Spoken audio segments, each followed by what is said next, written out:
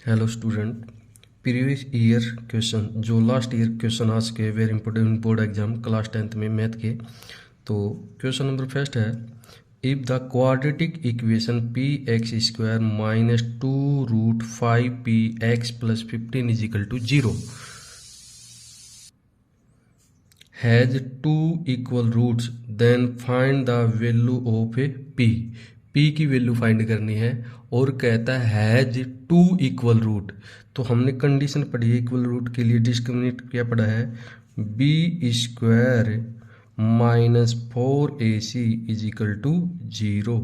तो हमारे पास जो इक्वेशन है p x square minus 2√5px plus 15 is equal to 0 का कंपेरिजन हम करेंगे a x square plus b x plus c is equal to 0 के साथ। तो ए हमारे पास निकल के आ रहा है पी और एक्स का जो कोफिशिएंट है वो है होता है बी, तो वो है B is equal to minus 2√5 and C is equal to है हमारे पास 15।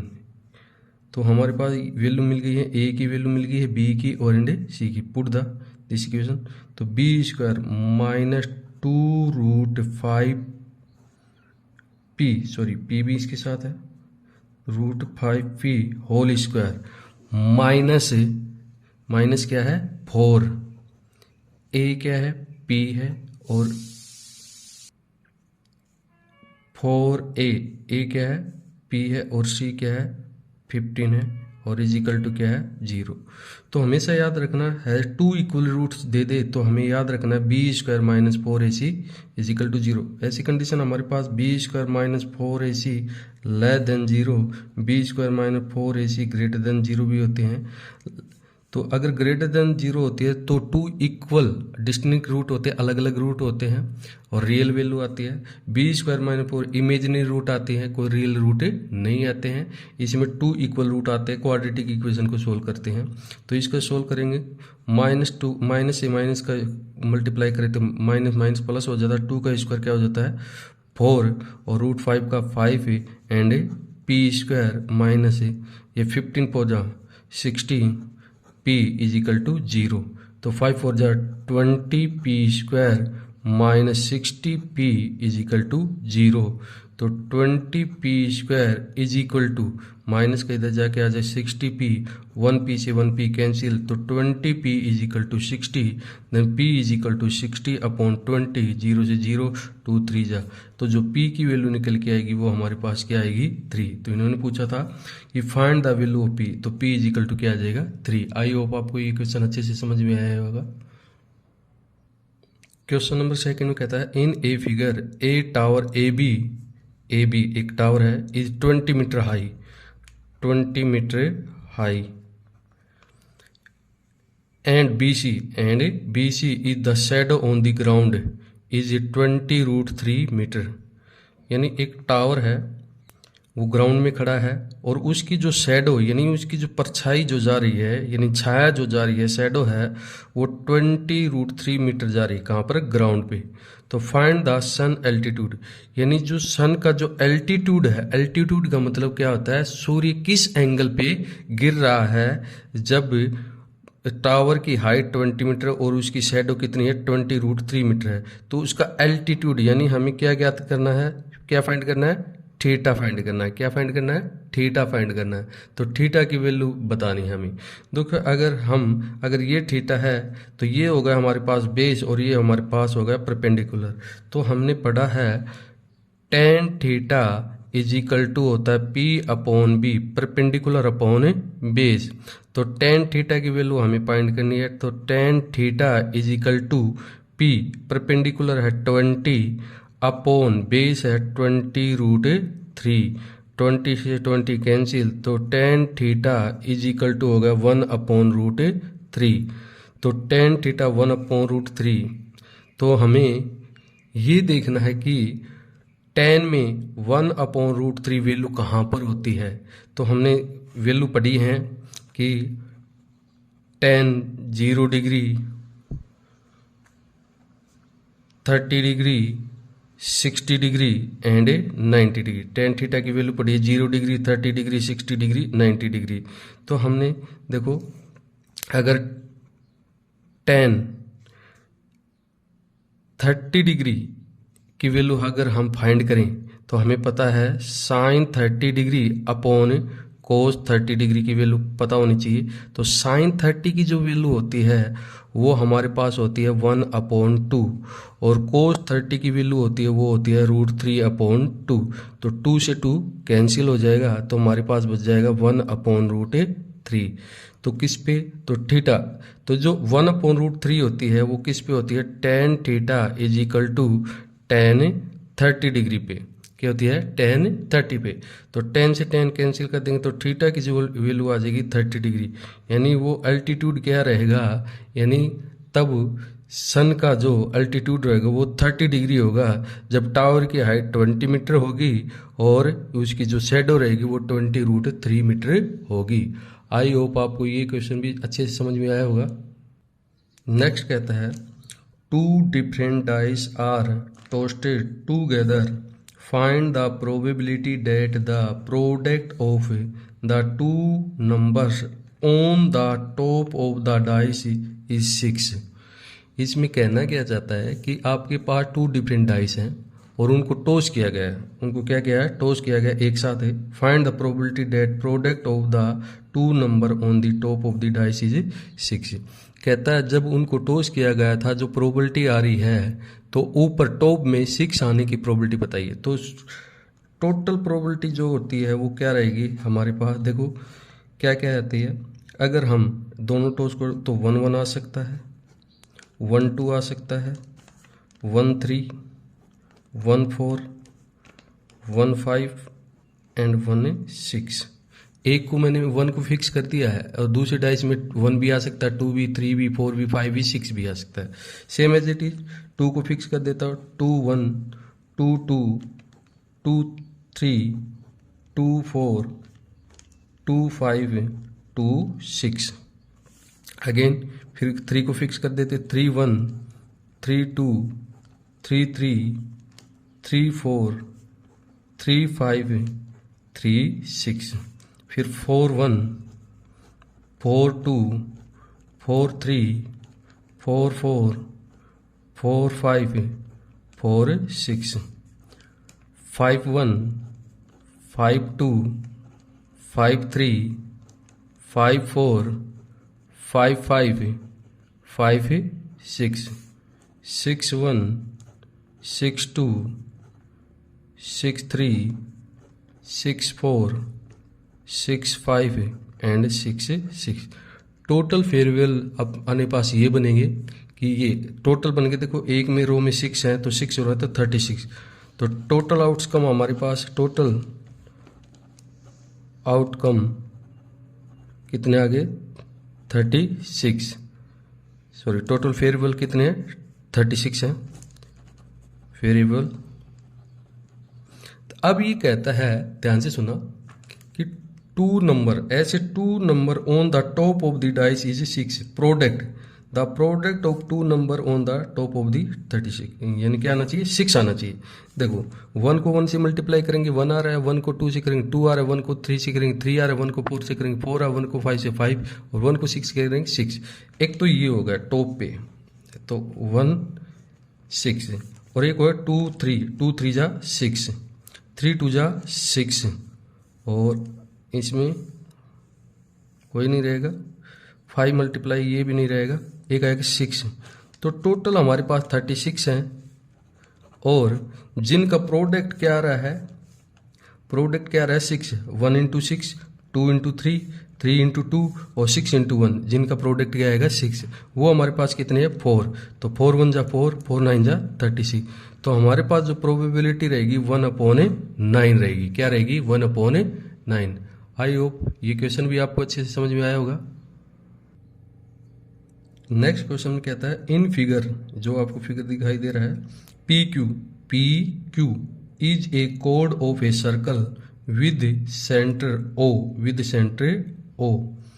PT is a tangent if angle QPT QPT, ये जो एंगल है आपको दे रखा है, गिवन है 60 डिग्री।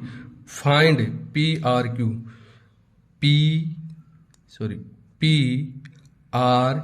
ये एंगल आपसे क्या करवा रहा है, फाइंड करवा रहा है।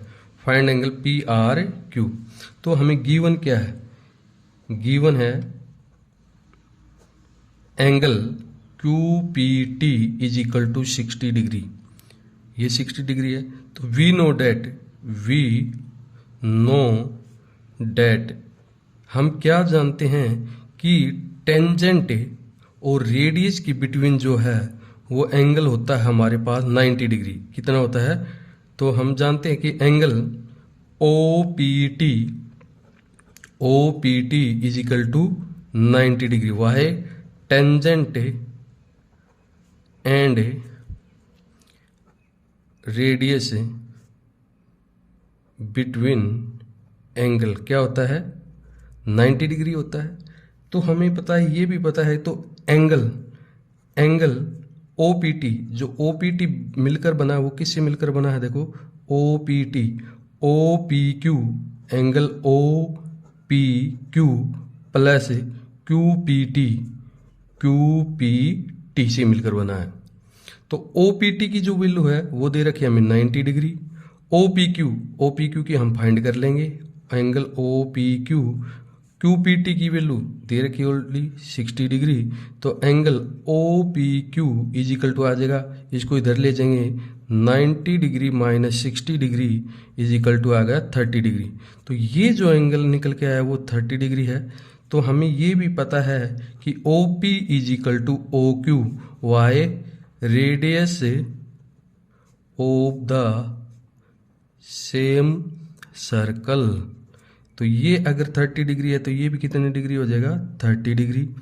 तो हमारे पास एंगल निकल के आ जाएगा POQ, एंगल POQ क्या निकल के आ जाएगा, देखो POQ plus OPQ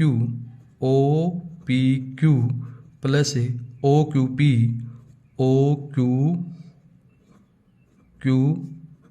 is equal to 180 degree.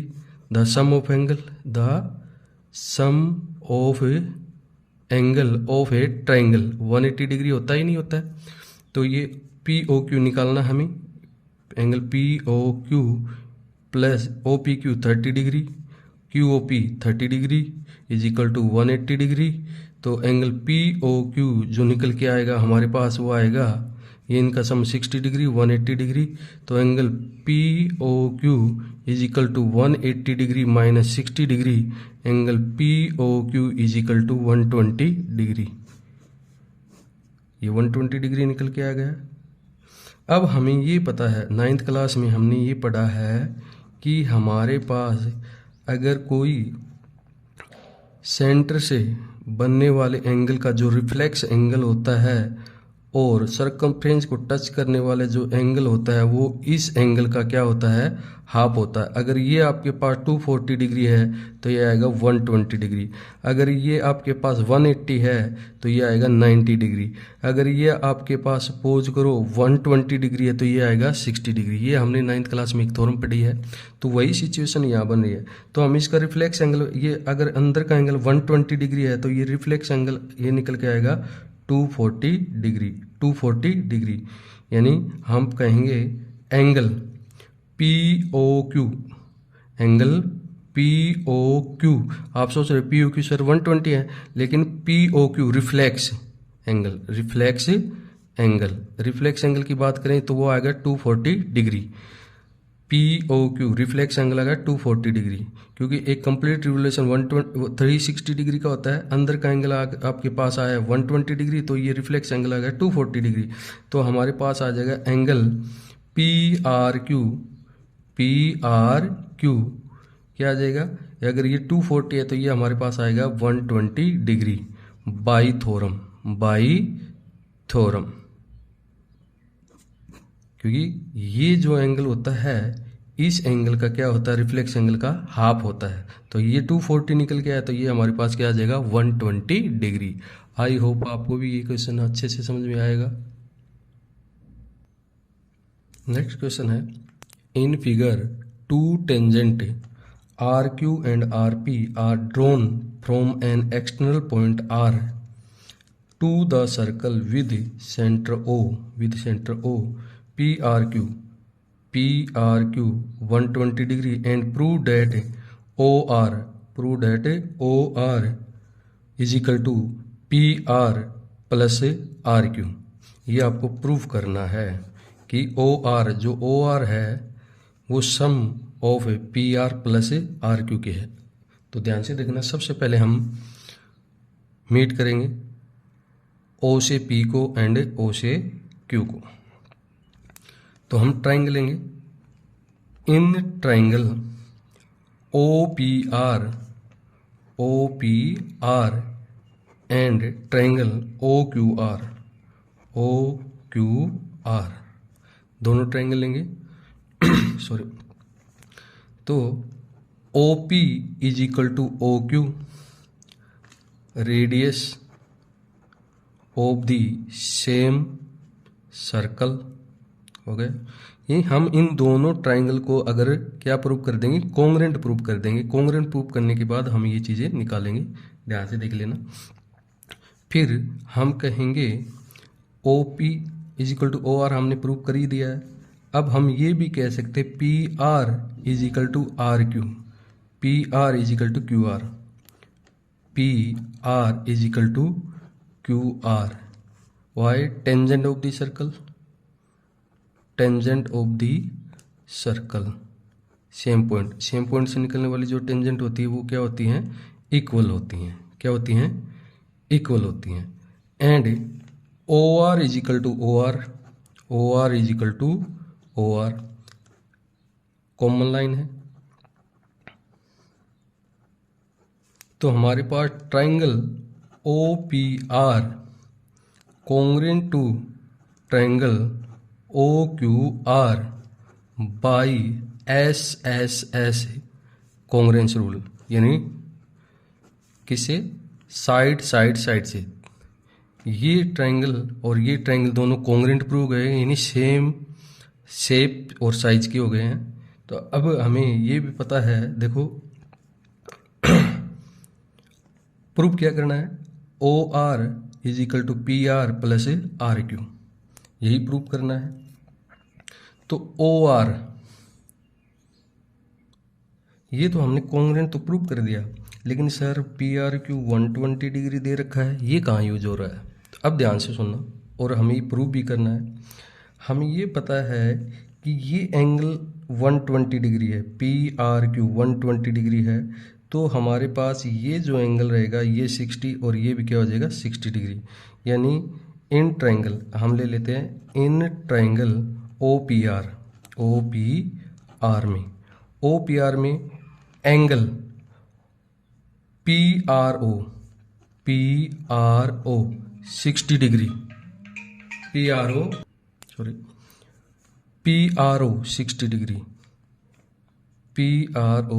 60 degree आ गया है। तो टेंजेंट और रेडियस की बिटवीन डिग्री 90 डिग्री होता है। This is a perpendicular angle. तो हमारे पास POR एंगल POR आ गया 30 डिग्री, और एंगल OPR है वो 90 डिग्री है। अब हमने बेस मान लिया OR, बेस क्या लिया OR। तो हमें ये बेस अगर ये OR है तो हमारे पास ये एंगल बना है, यानी बेस यानी PR भी मान सकते हैं, बेस PR, और 90 डिग्री से जस्ट अपोजिट क्या होता है हाइपोटेनस। तो PR बेस है, PR क्या है बेस। तो हमें पता है बेस अपॉन हाइपोटेनस हमारे पास होता है कोस थीटा। क्या होता है? Cos theta. तो बेस तो हमने क्या मान लिया PR, और हाइपोटेनस हो गया OR, और कोस ये कितने डिग्री का एंगल है 60 डिग्री, कोस 60 डिग्री। तो PR upon OR is equal to cos 60 degree की होती है वैल्यू 1/2। क्या होती है? क्रॉस मल्टीप्लाई करेंगे तो आएगा 2PR is equal to OR। अगर PR, अब PR किसके इक्वल है? QR के। किसके इक्वल है? इसको हम PR plus PR is equal to O R right कर सकते हैं, नहीं कर सकते? 2 PR है तो PR plus PR is equal to O are.